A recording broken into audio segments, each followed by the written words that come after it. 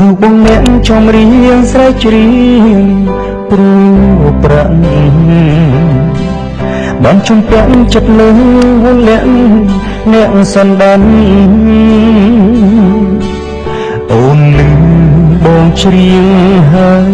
នឹងនួនកុំប្រកាន់សន្តានមេត្តាកុំភ្លេចរូបបងមានសួននៅខាងកាហ្វេនៅក្បែរស្ពានថ្មប្រច្រើនក៏បានលងសម្រងមួយអូនបងខ្លាចតាអូនបំភ្លេចអ្នកចំរៀងដូចបង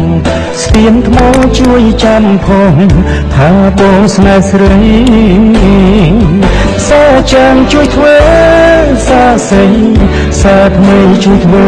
ជាមានបានកំពុងប្របែកប្រាប់ជីវាថាស្នេហ៍ថ្លៃស្ទឹងសែនជួយនោមពាក្យខ្ញុំថានឹកមាសមុំស្ទើរតែខ្សែទឹកលៀងចោបាជ័យសូមអាណិត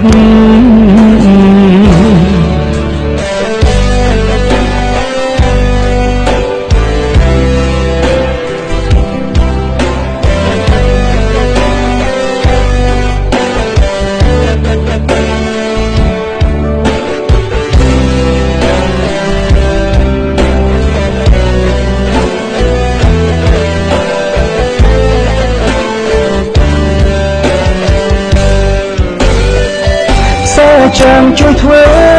សាស័យសាថ្មីជួយធ្វើជាមានបានកំពុងត្របែកប្រាប់ជីវាថាស្នេហ៍ថ្លៃស្ទឹងសែនជួយនោ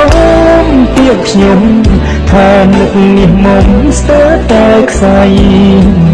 ទឹកលៀងចោបាជ័យសូមអាណិតអូនសន្តានអើយបងស្នេហ៍តែអូនមួយ